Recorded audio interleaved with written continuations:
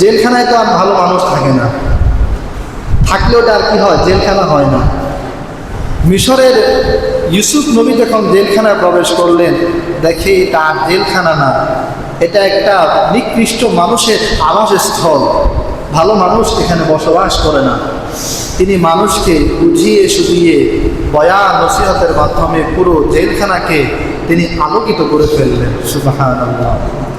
ওই যে দুইজন ব্যক্তি ইউসুফ নবীর সাথে প্রবেশ করেছে, একজন বাদশার মদ পানকারী, আরেকজন বাবুর্চি।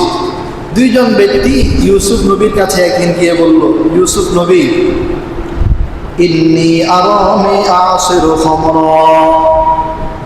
একজন ইউসুফ নবীকে বলল, আমি স্বপ্নে দেখলাম আঙ্গুর থেকে মদ বের করতেছি, আঙ্গুর দিয়ে মদ বানায়, আঙ্গুর থেকে আমি মদ বের করতেছি। আর আরেকজন বলল, ইন্নী আরানি আহমিলু ফাওকা রাসি, আমি দেখলাম আমার মাথায় একটা রুটি, আমি মাথায় করে রুটি বহন করছি, খুবুজান তাকুলুত তায়রু, আর পাখি আমার মাথা থেকে রুটি খাচ্ছে। দুইজনের দুইটা স্বপ্ন। একজন দেখলো আঙ্গুর থেকে মদ বানায়, আরেকজন দেখলো তার মাথার রুটি বহন করতেছে আর সেই রুটি পাখি খাচ্ছে।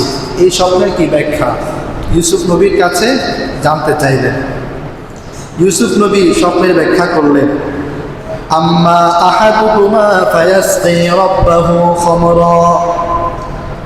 ইউসুফ নবী বললেন, যেই ব্যক্তি স্বপ্নে দেখেছে সে আঙ্গুর থেকে মদ বানায়, অচিরেই সে জেলখানা থেকে মুক্তি পাবে, আবারও সেই তার আগের কাজে ফিরে যাবে।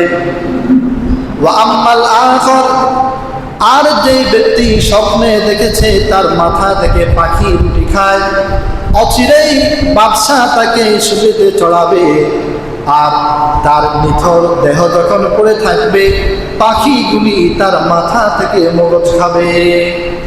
দুইটা ব্যাখ্যা করলেন।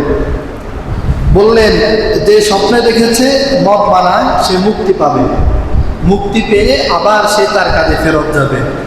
যার মাথা থেকে পাখি রুটি খায় সে তাকে বাদশা শুলিতে চড়িয়ে মেরে ফেলবে, আর তার মরা দেহ থেকে পাখি টুকরে টুকরে খাবে। ইউসুফ নবী ব্যাখ্যা করলেন। এখান থেকে তাফসিরে মারিফুল কোরআন এসেছে যে স্বপ্ন দেখলেই ব্যাখ্যা করতে না চাওয়া, না জানা। স্বপ্ন তিন প্রকার। কয় প্রকার? তিন প্রকার। একটা হচ্ছে হাদিসুন নফস, মানুষ সারাদিন যা কিছু করে সেটা স্বপ্নে দেখে, এটা হচ্ছে একটা বেহুদা স্বপ্ন, এই স্বপ্নের কোনো কি নেই, ভিত্তি নেই। দুই নম্বর স্বপ্ন হচ্ছে তাহবিলুশ শাইতান, শয়তানের পক্ষ থেকে স্বপ্ন। এই স্বপ্ন যখন কেউ দেখে আর ঘুম ভাঙার সাথে সাথে তার উচিত আউযুবিল্লাহ পড়া। আর তিন নম্বর স্বপ্ন হচ্ছে মিনাল্লাহ, আল্লাহ তাআলার পক্ষ থেকে। তাহলে স্বপ্ন তিন প্রকার। সাধারণত মানুষ প্রথম দুই প্রকার স্বপ্ন বেশি দেখে, সারাদিন যে কাজ করে ঘুমের মধ্যে সেটা দেখে, আর শয়তানের দেওয়া স্বপ্নগুলো মানুষ দেখে।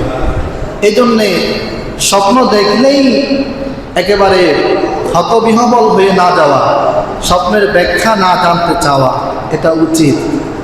আর যদি স্বপ্নের ব্যাখ্যা জানতে চাওয়া হয়, যার কাছে স্বপ্নের ব্যাখ্যা চাওয়া হবে তিনি না জানলে ব্যাখ্যা না দেওয়া, কারণ ব্যাখ্যা দিয়ে দিলে যে ব্যাখ্যা দিবে সেটাই করবে। পবিত্র কোরআন বলতেছে, উদিয়াল আমরুল্লাযী ফীহি তাস্তাফিয়ান, স্বপ্নের ব্যাখ্যা যেটা দেওয়া হয় সেটাই ঘটে।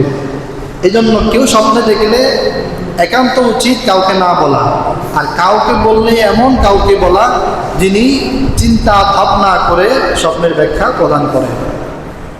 অনেকে আছে স্বপ্নের ঝাড়ফুঁক করে, স্বপ্নে পাওয়া ঝাড়ফুঁক, স্বপ্নে পাওয়া মন্ত্র, স্বপ্নে পাওয়া এই, স্বপ্নে পাওয়া সেই, স্বপ্নে পাওয়া তদবির, খুনারি আছে না?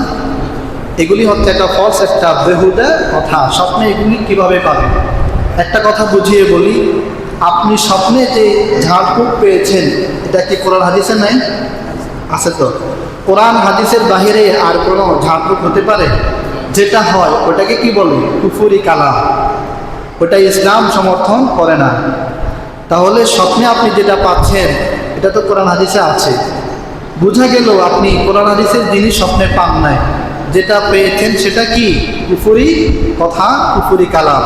অতএব এই ধরনের কথা যারা বলে স্বপ্নে পাওয়া নানান ধরনের নানান জাত সমাজে প্রচলিত, আমরা এগুলিতে কখনোই বিশ্বাস করব না। মুহতারাম হাজিরিন, ইউসুফ নবী দুইজনকে স্বপ্নের ব্যাখ্যা দিয়ে দিলেন। দিয়ে কিছুদিন পরেই একজন মুক্তি পেয়েছে, যার কথা বলেছিলেন সে মুক্তি পেয়েছে, আরেকজনকে বাদশা শুলিতে চড়িয়ে মেরে ফেলেছে।